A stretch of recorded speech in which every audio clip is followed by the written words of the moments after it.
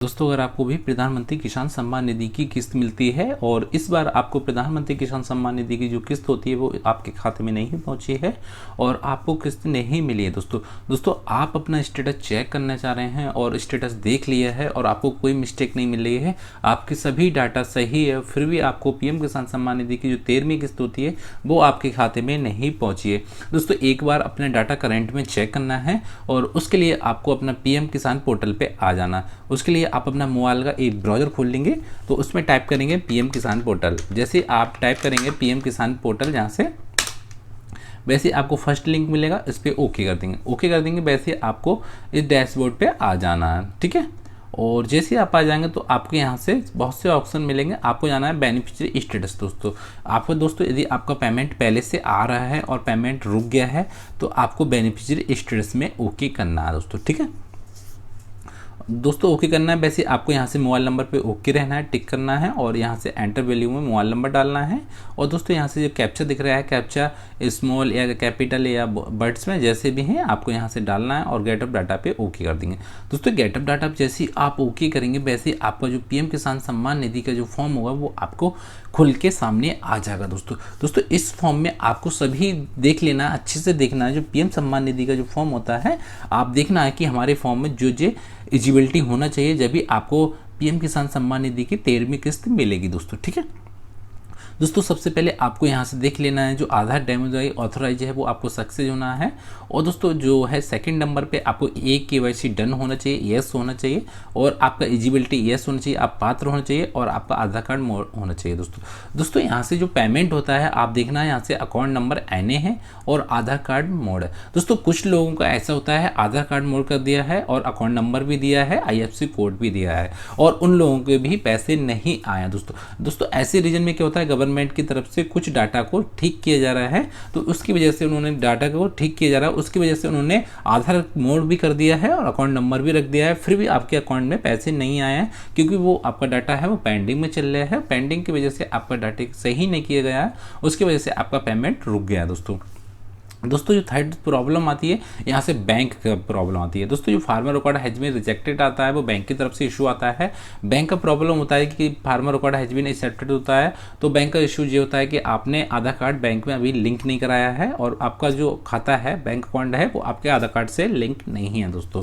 ठीक है दोस्तों, उसके बाद आता है लैंड सीडिंग। लैंड सीडिंग का मतलब होता है दोस्तों ये लेखपाल के जरिए एक सर्वे होता है। सर्वे में यदि आप पात्र पाए जाते हैं, यदि आपने ज़मीन बेच दी या आपकी ज़मीन दूसरे गाँव में है या दूसरे गांव में है और आप दूसरे गांव में रह रहे हैं तो आपके इस समय लेखपाल आपकी वेरीफाई करता है और आपके पास कांटेक्ट नहीं पा पाता है, जैसे आपके पास नहीं आ पाते हैं और उन्होंने फिजिकली वेरीफाई कर दिया और आपका नो लिख दिया, यस की जगह आपको नो कर दिया, आप पता कर दिया तो आपका लैंड सीडिंग नो हो जाएगा दोस्तों। ठीक है, और दोस्तों आपको जो मेन चीज़ होती है आपको यहाँ देख लेना बैंक रिजेक्शन। दोस्तों बैंक रिजेक्शन रीजन क्या होती है, बहुत सारे बैंकों में ऐसा होता है आपका आधार कार्ड लगा है, उन्होंने DBD या NPCI को डिसेबल कर दिया है, जैसे बंद कर दिया गया है, तो आपका जो पेमेंट होगा वो होल्ड हो जाएगा। चाहे पेमेंट आपका PM किसान का हो या आपका गैस सिलेंडर का हो या आपका स्कॉलरशिप हो या कोई भी गवर्नमेंट का आपका पैसा हो या आपका जैसे या आपका वो श्रमिक का हो या लेबर कार्ड का जैसे पैसा होता है, किसी प्रकार का भी पैसा हो तो गवर्नमेंट की तरफ से अब DBD माध्यम से पैसा आपके खाते में भेजा जा रहा है, आपके अकाउंट नंबर से नहीं भेजा जा रहा है।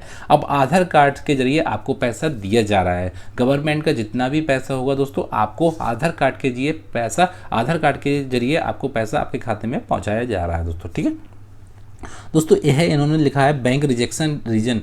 जो इनका रीजन है DBD फॉर DBD, यहाँ से दिखा रहा है UID डिसेबल फॉर DBD। दोस्तों इनका जो बैंक अकाउंट में आधार कार्ड तो लिंक है बट इनका जो डिसेबल DBD माध्यम है उनका जो डिसेबल लिंक है वो डिसेबल कर दिया गया है। DBD माध्यम से इनका पैसा इनके खाते में नहीं पहुँचाया जाएगा और इसलिए इनका DBD माध्यम से इन्हें डिसेबल कर दिया गया है दोस्तों।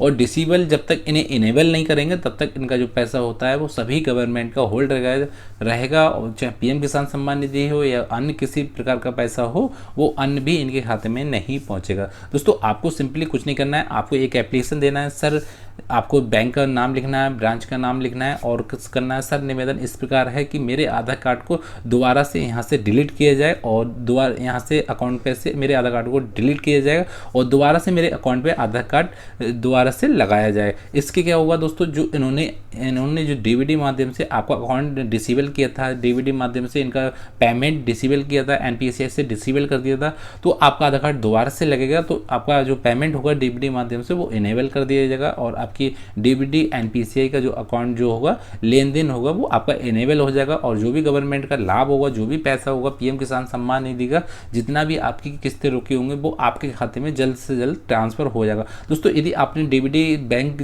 के जरिए किया, जैसे बैंक में आप विजिट किए, बैंक में जाके पहुंचे और वहां से विजिट किया और आपने डीबीडी को इनेबल करा, तो डीबीडी इनेबल होने के बाद में आपका 48 से 72 घंटे में आपका खाता ठीक हो जाएगा और उसके बाद में आपकी जो पीएम किसान की सम्मान निधि की दोस्तों जो किस्तें होती हैं वो आपके खाते में पहुंच जाएंगी। दोस्तों यह समस्या आपकी ग्रामीण बैंक की आ रही है, जो भी आपकी ग्रामीण बैंक की होती है, किसान ग्रामीण बैंक होती है, बड़ौदा ग्रामीण बैंक होती है या अन्य प्रकार की जैसे भी ग्रामीण बैंक की होती हैं, तो उन ग्रामीण बैंकों में यह समस्या आती है। दोस्तों यदि आपका खाता जैसे मेन ब्रांच जैसे अच्छी बैंक में है तो आपको कोई समस्या, इन प्रकार की समस्या नहीं मिलेगी। फिलहाल जो भी ग्रामीण जितनी भी ग्रामीण बैंकें हैं उन्हीं में आपको समस्या यह देखने को मिलेगी। उनका जो डीबीडी माध्यम से जो पैसा आता है वो बैंक वाले जल्दी में क्या करते हैं, अपना आपका आधार कार्ड लिंक किया और डीबीडी माध्यम से जो इनेबल होने को होता है वो डिसेबल कर देते हैं जल्दी।